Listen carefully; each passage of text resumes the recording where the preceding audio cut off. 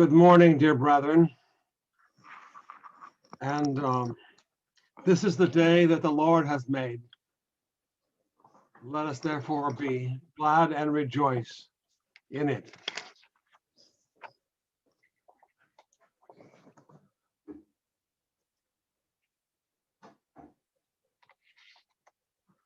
Of all the patriarchs, there is none so noble and yet so obscure as Noah.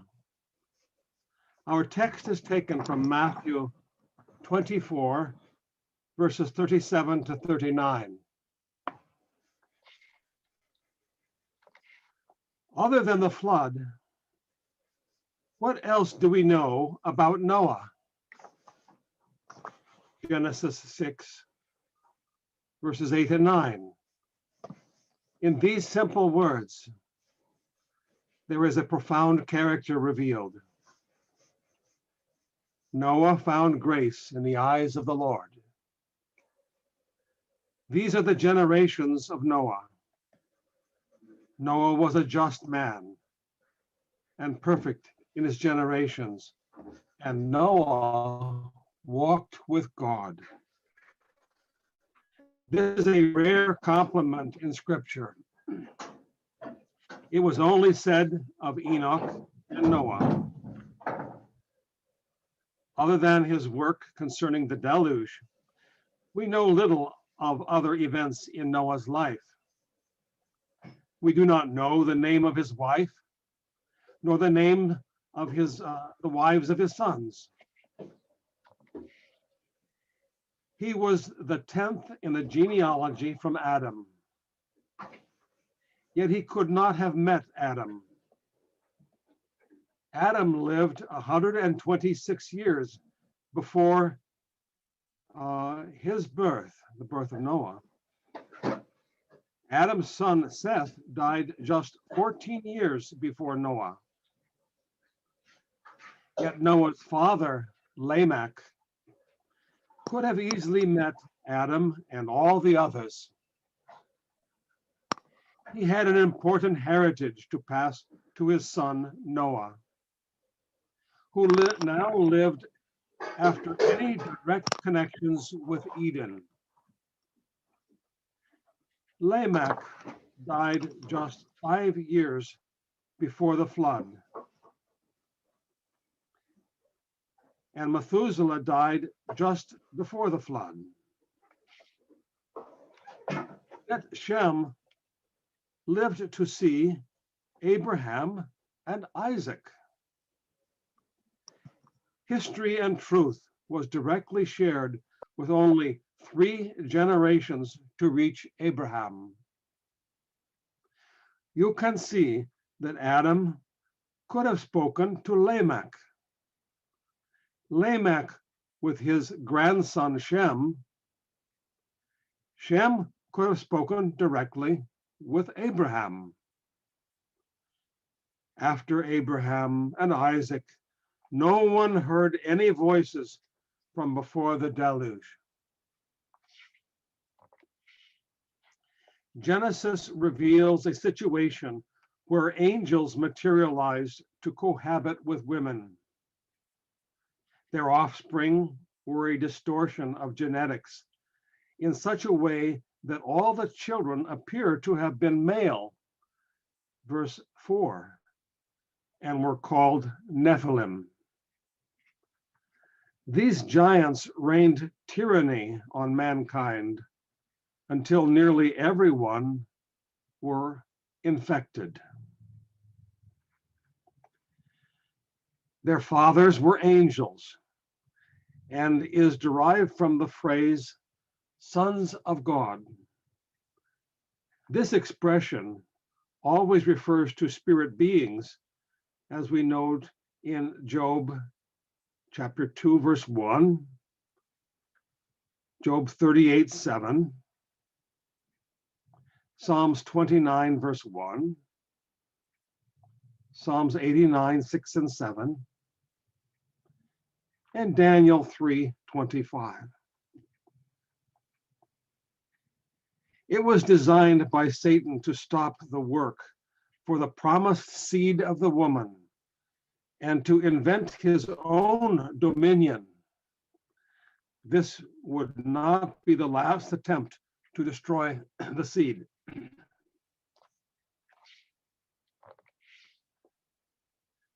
This early apostasy by Satan and the fallen angels created a bleak future for Noah in planning for another generation. There was no compromise in his ancestry. We do not know when he took a wife, but we can be sure her genealogy was also only from Adam.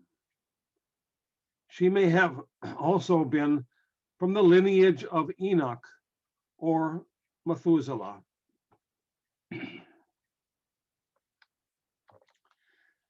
Their first child was likely Japheth, because this first child was just 100 years of age when the flood came. Shem was 100 years of age 2 years thereafter. And Ham is called the youngest. They delayed having children until after the flood, when they all were at least 100 years old or more. So these years before the flood were occupied with keeping themselves separate from the world. Their labors and clear vision were not appreciated by an evil generation. Theirs was a mission to deliver the race into a new world. These sons became the fathers of subsequent generations. The names of these families appear in history through all the populated world. And the roots of nations can still be traced back to their origins. Now we return to the days of Noah before the flood, waiting for the end of the old world. They were a spectacle to men and angels while the ark was building.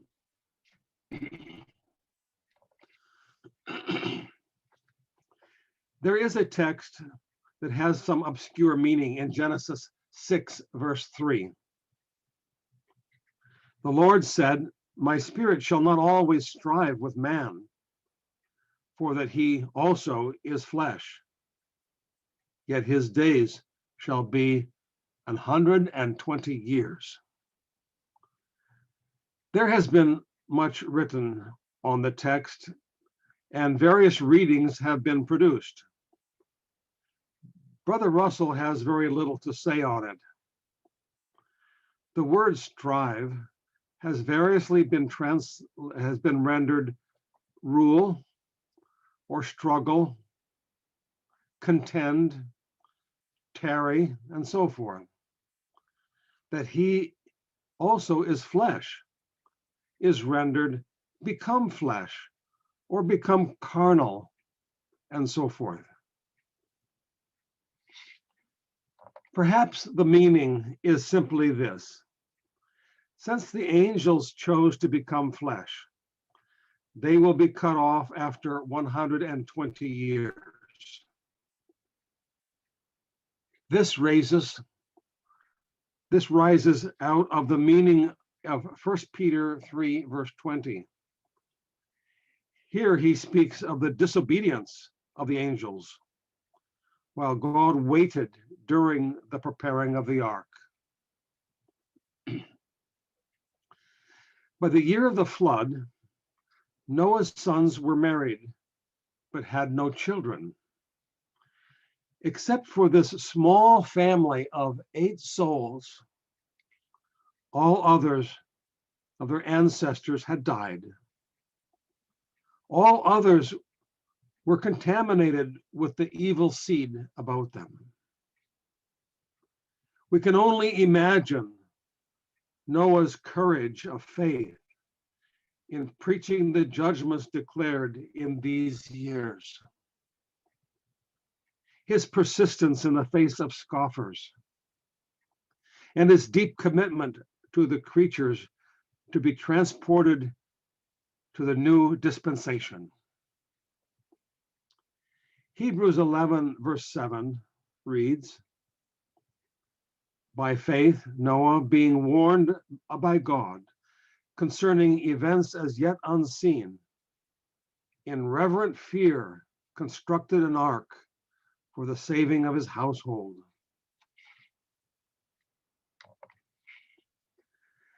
The dimensions of this ark are given as 300 times 50 times 30 cubits. The only features mentioned are that it had 3 doors, 3 floors, 3 levels, a door, and a window.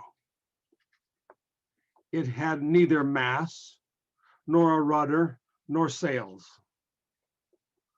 This was not a ship that could be navigated by its passengers.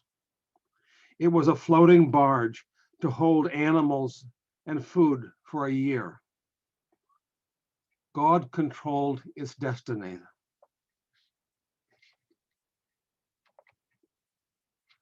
The creatures were to be gathered by 7s for the clean animals and by 2s for unclean.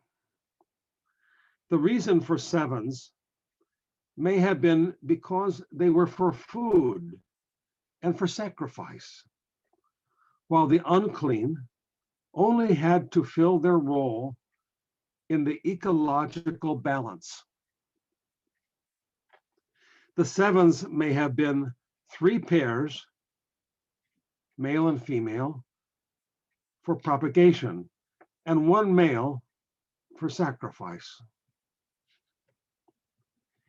The animals came voluntarily to Noah's shelter because often the beasts of the earth are wiser than man. They know where there is safety and shelter from storms. In Genesis 6, verse 18, God promised to make a covenant with this small family facing the storm. So, with this hope, all 8 souls proceed toward the shelter against the tempest. Now, a curious sequence of events is recorded in Genesis. It is just like a daily journal. First, there seems to be 7 days of waiting when all the work was complete, yet before the family entered. It's from Genesis 7, verse 4, 10, and 13. Then after entering, the Lord shut the door. Genesis 7, verse 16. Then on the 2nd month, the 17th day, the flood waters broke forth and the downpour continued for 40 days. I won't read all those verses. You know where they are in Genesis 7.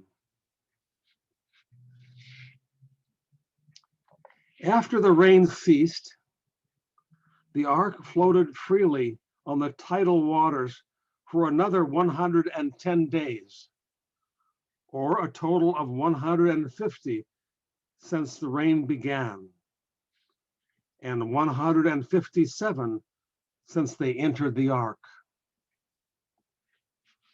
Then on the 7th day, 7th month, the 17th day, I think we just want to go back one slide here.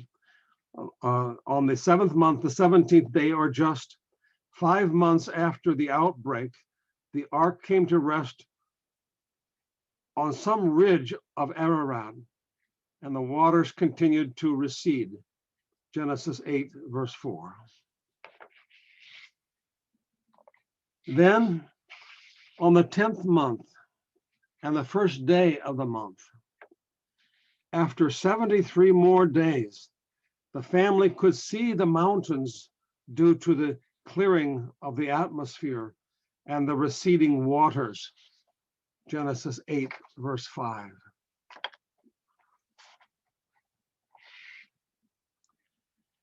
After another 40 days, Noah opened a window and sent forth a raven. It appears not to have returned. I'm sorry, yes, not to return, but as a carrion creature went to and fro on the waters, feeding on the dead corpses. Then after a week, he sent forth a dove. Not being a meat eater, it returned to the ark, finding no place of rest. Then another week, and he sent forth the dove again. It returned with an olive leaf plucked from a sprouting tree. Yet another week passed, and he sent the dove for the third time. It did not return, appearing finding to some dry place to build a nest for a new generation. Genesis 8, 7 through 12. Now in the second year, and the first day of that second year, the face of the ground was dry. Genesis 8:13. Then on the second month of the second year, the 27th day, or just 1 year and 10 days after the flood waters, there was 370 days the ground was sufficiently dry to emerge, to come forth.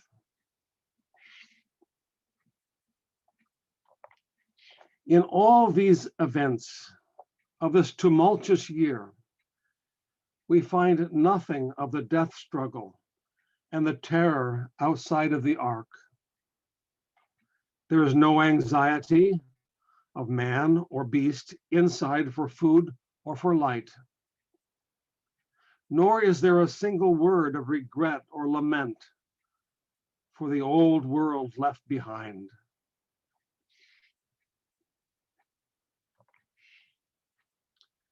Noah and his family and all breathing creatures went forth and multiplied on the face of the earth.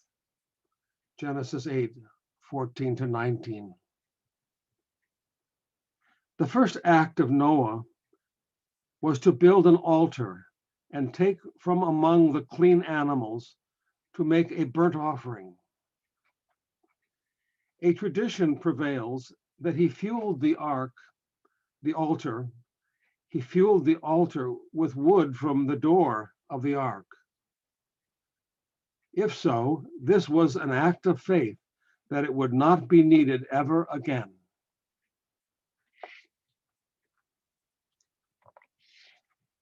Now he made this offering in gratitude for deliverance. The animals were the seed and food for a new society. Here we find the description of an altar and burnt offerings. God received it as the sweetest of human gestures and vowed not to curse the ground or smite every living creature again. Verses 20 and 21. From this time, there appears to emerge a distinction of seasons for sowing and harvest of the earth. Verse 22, Genesis 8:22. There was nothing to salvage from the old order except the seed of hope sown in Eden. Genesis 9 records the Noah covenant. Having come through the waters, God established an everlasting covenant with man and beast. There will never again be a flood to destroy all flesh. The rainbow is the token of this covenant.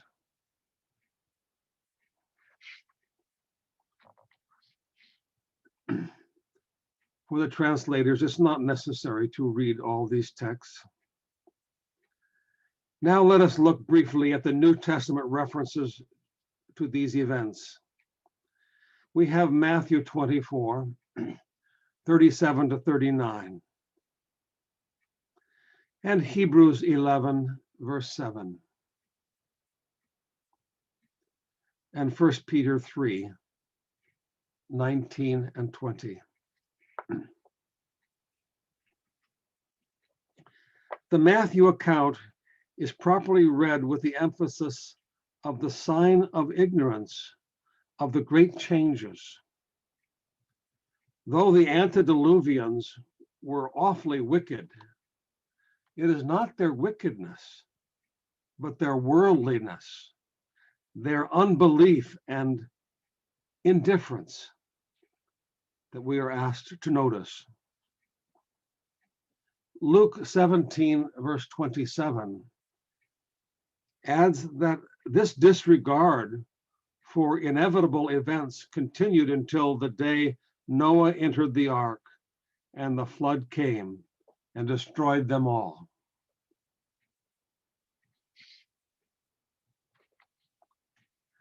Second Peter 2, verses 4 and 5, and 2 Peter 3, 4 through 7. Peter refers to Isaiah 54, 9 and 10. It was a willing disregard, for they did not heed the message of Noah, who is called a preacher of righteousness in 2 Peter 2, verse 5. The similarity with our day is obvious. Noah's family is a picture of the church in the flesh before their deliverance. Notice the similar message of Elijah in Malachi 4, verses 5 and 6, to turn the hearts of the fathers, lest I come and smite the earth.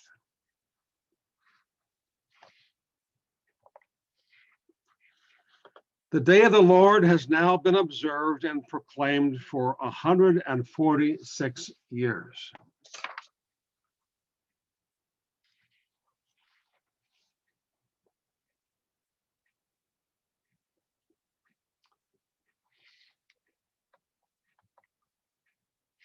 It has been 142 years since the spiritual heavens were cast off,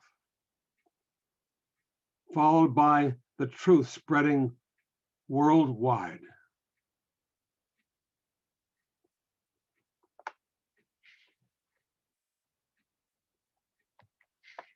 It has been 106 years since the kings have had their day, and also a few queens.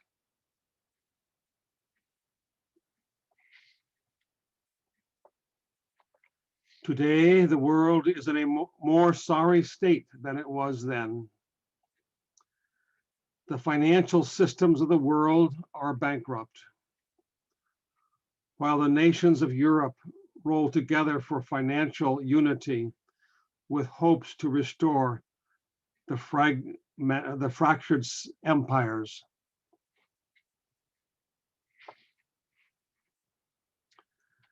High society eats elegantly and with arrogance,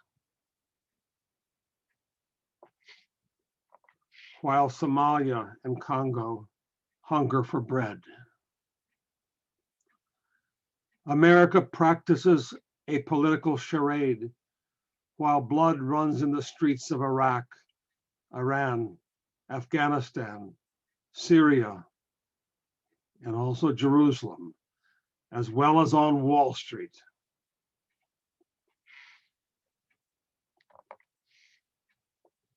Babylon says, I am rich and increased with goods, and have need of nothing. I sit as a queen, and am no widow, and shall see no sorrow. Yet she is poor, blind, and naked. Revelation 3:17 and Revelation 18:7. This is certainly ignorance of the coming desolation of the present social order.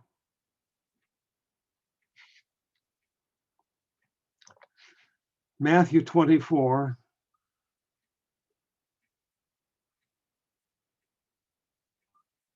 I think someone has put marks on the screen. That's okay. Matthew 24:30-35 mentions other key elements of the days of Noah.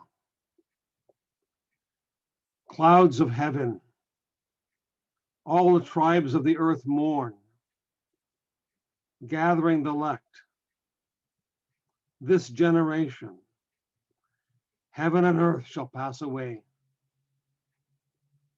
Such events are drawn directly from Noah's day. The expression eating and drinking, marrying and given in marriage have special meaning. They are identical in Matthew and Luke accounts. These are acts of indulgence and pleasure. Drinking indicates a state of intoxication, illusion, and self-indulgence. Marriage also includes alliances with civil and religious institutions.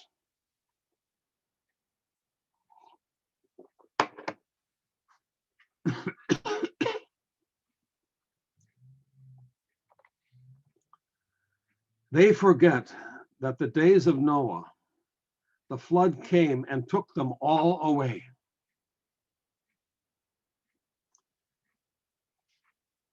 So it is today. Among men, there is no global solution for human need. And now the whole world is locked under an international plague, a pandemic. Nations, corporations, and people consume and feed their own interests with little regard how others may suffer. The nations are drunk with their own illusions of glory and ambitions to make a new world with their own hands. Alliances are formed with hope for aid in time of trouble, but which evaporate when nations cannot even help themselves. Religious institutions dream of global evangelism and economical unions for world unity in their own names. Jesus makes the point that the world does not know the reason for the trouble. The days of Noah were marked with fallen angels and giants in the earth. Jude, verse 6, describes the fallen angels of Noah's day. They were bound in darkness until the judgment of the great day. The last days are tests for them.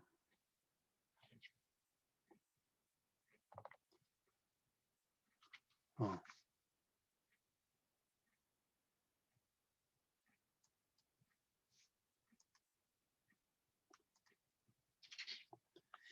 In the days that their children were giants of oppression and violence. In Noah's day, there were children that were giants. These were destined and did not survive the flood. I'm getting a prompt on the screen, and I need to decline that. Apologies, brethren. These were destroyed and did not survive the flood. In our day, the giants are global mega institutions of finance and government, corporate and military might.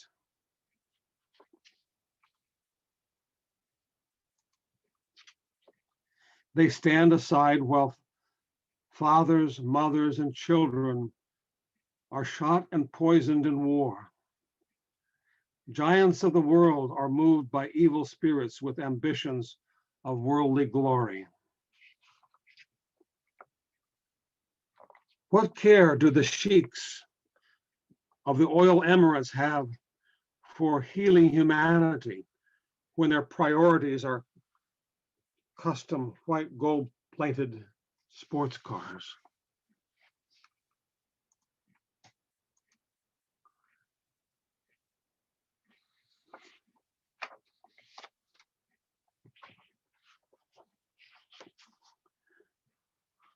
There is someone that's continually to ask and control the screen, and it causes a little interruption.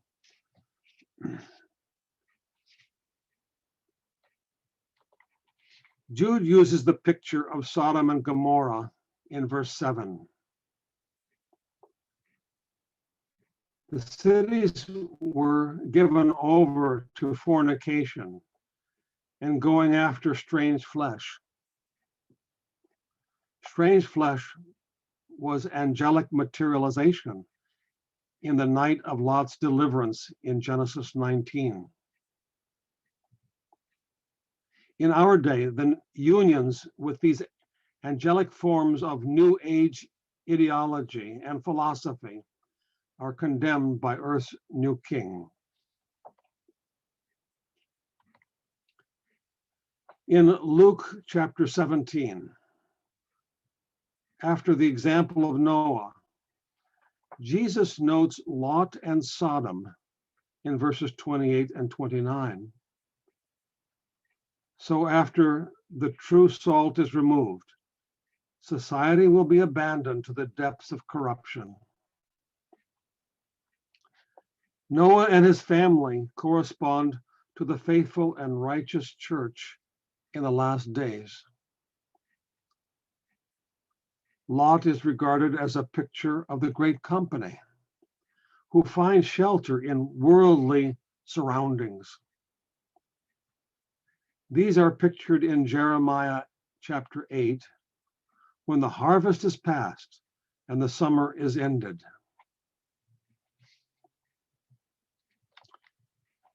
Second Peter 2, verse 6, extends the days of Noah picture by comparing Sodom.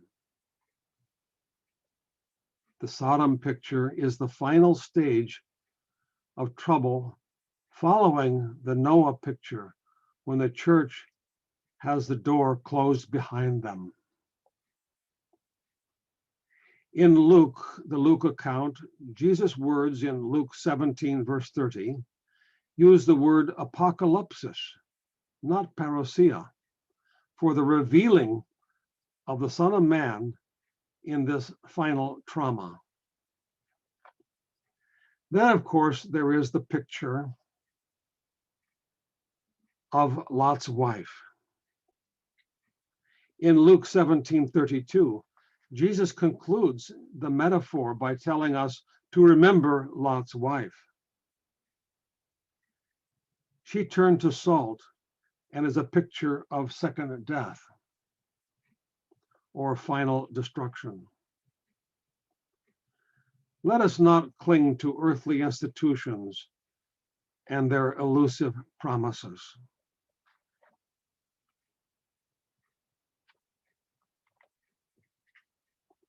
The days of Noah were days of preaching. Hebrews 11, verse 7 says, Noah was warned. 2 Peter 2, verse 5 says that he preached.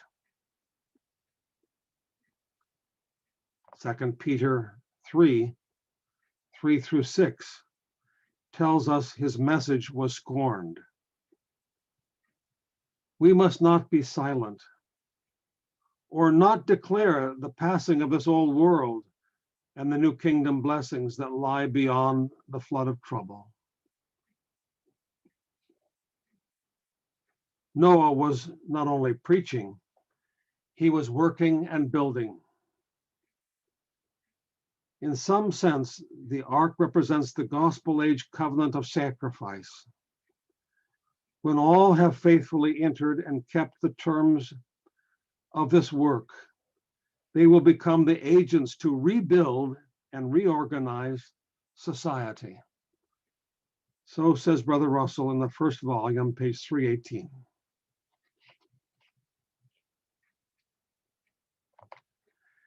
In 1 Peter 3, verse 20, God is described as being long-suffering or patient with the ark while the ark was in preparing. This was not patience with the wicked generation. Their judgment was already sealed in the sentence of Genesis 6, 3 through 7. God was patient with the completing of the ark. He will not remove the old order before his people have secured the means of their deliverance.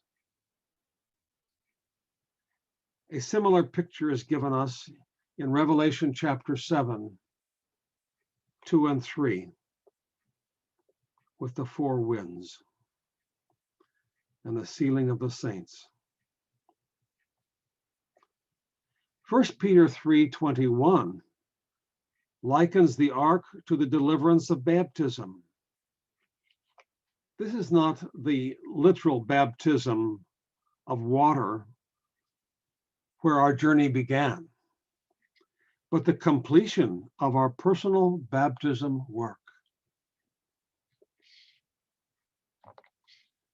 So God is not patient with this evil generation, which is destined to pass away, but he is patient with us in our preparation work.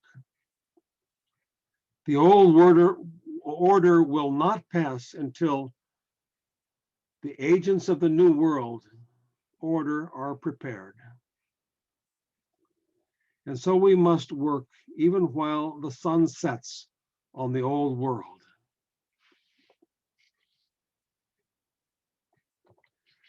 The year, while safely in the ark, has so few recorded details. Yet we know something. We know that all witnessing had stopped, had ceased. It was a dark night when no man could work.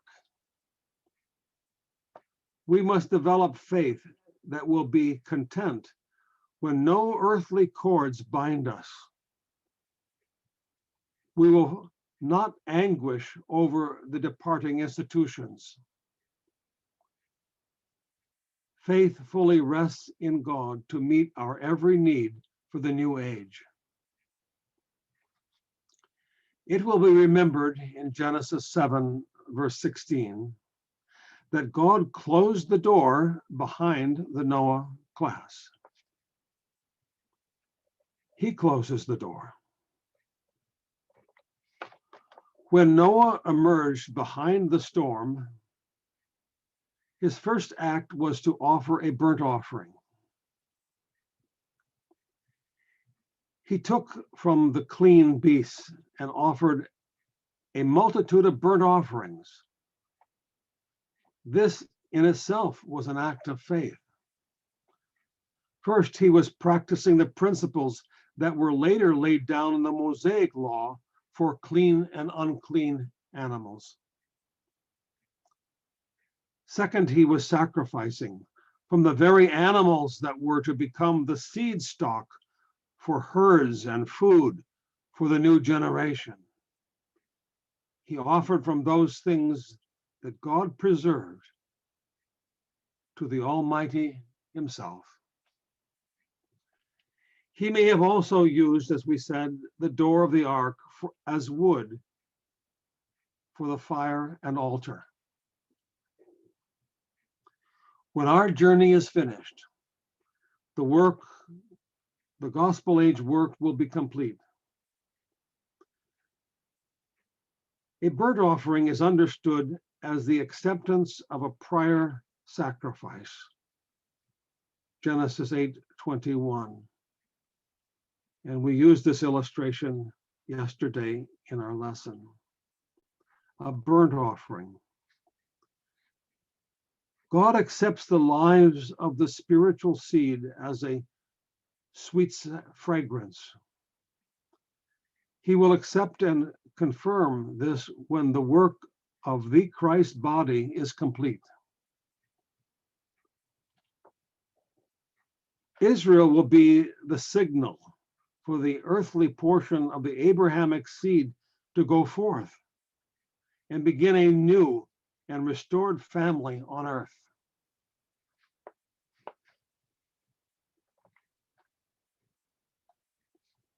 After accepting Noah's burnt offering, Genesis chapter 9 reveals the rainbow covenant between God and all flesh. In verses 12 and 16, it is described as perpetual and everlasting. In Jeremiah chapter 31, the new covenant is set in contrast to the purging process of those days. Jeremiah 31, verse 28, we read, "As I have watched over them to pluck up and to break down and to throw down and to destroy and to afflict, so will I watch over them to build and to plant, saith the Lord." When the church is complete, then God will make a new covenant with the earthly seed. It will confirm the rainbow covenant, which promised not to destroy all flesh again. While in these days of impending gloom, man fears the destruction of all flesh. Jesus assures us in Matthew 24, verse 22, that the days of threatening all flesh will be shortened by the elect. All flesh will be saved because of the rainbow covenant. This will be under the new heavens and new earth of Revelation 21, verses 1 through 5.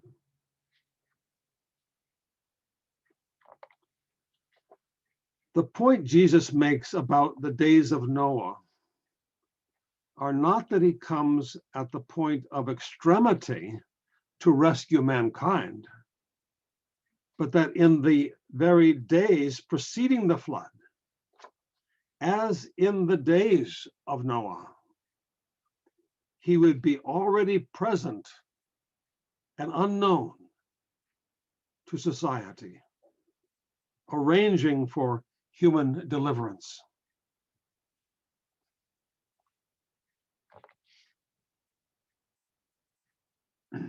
Now, parousia is used 4 times in Matthew 24. Verses 3, 27, verse 37, and 39. These are not signs of his coming, but of his presence. He has come and is now present and administering the world changes. He does not come after it passes away. He comes to remove the old order and deliver Noah's antitypical family. And so we will just add a few words here that are not in the text, that the kingdom begins before the destruction of the old world.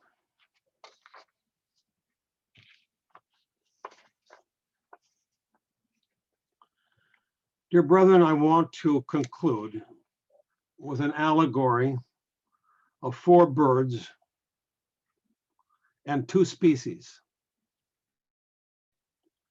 You know, the raven is an unclean black bird that feeds on dead flesh.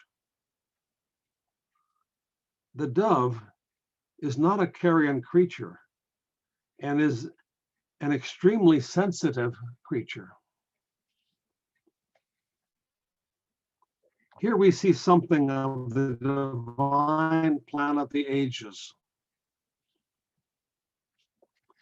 The raven may picture the first dispensation under fallen spirits. They sought their home amongst the carcasses of a dying generation. There was nothing with them to return to the ark and will have no part in the new age. The dove may picture God's Holy Spirit with operating in 3 dispensations. God's Spirit worked through the law and the prophets in the patriarchs and Jewish ages. God's Spirit passed to and fro over the waters of truth and prophecy, types and shadows. But Israel did not hear, did not see his face in his ordinances. Although Israel returned to the bonds of their covenant, it was empty-handed. Israel hath not obtained that which he seeketh for. So the dove rested in the law covenant, but not with the fruit that God sought.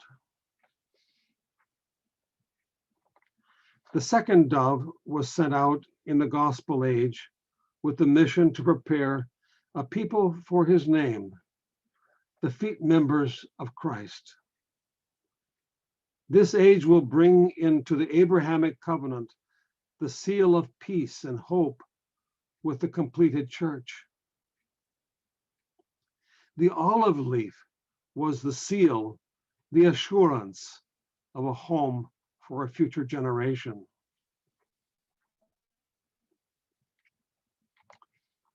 The third dove of God's Spirit will be sent out upon the new earth in God's kingdom, and there finds its eternal home when mankind is restored. Notice something in Isaiah chapter 6, verses 1 to 3. With 2 wings, he covers his face. With 2 wings, he covers his feet. And 2 wings, he flies. So what shall we say of our day of clouds? 2 Peter 3, 10 to 14. The day of the Lord will come as a thief, in which the heavens shall pass away with a great noise, and the elements shall melt with fervent heat. The earth also, and the works that are therein, shall be burned up. Seeing then that these things shall be dissolved, what manner of persons ought we to be in all holy conversation and godliness, looking for and hastening the presence of the day of God, wherein the heavens being on fire shall be dissolved, and the elements shall melt with fervent heat. Nevertheless, we, according to his promise, look for a new heavens and a new earth, wherein dwelleth righteousness. Wherefore, beloved, seeing that you look for such things, be diligent that ye may be found of him in peace, without spot and blameless. 1 Thessalonians 3, 12 and 13.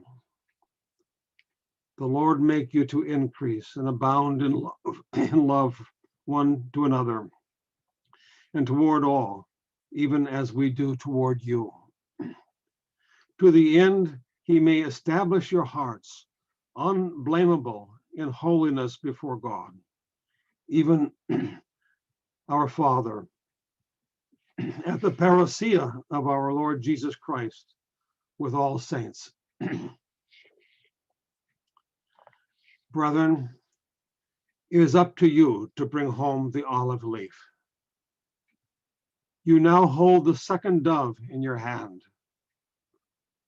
Afterward, it will fly to the ends of the earth. Amen.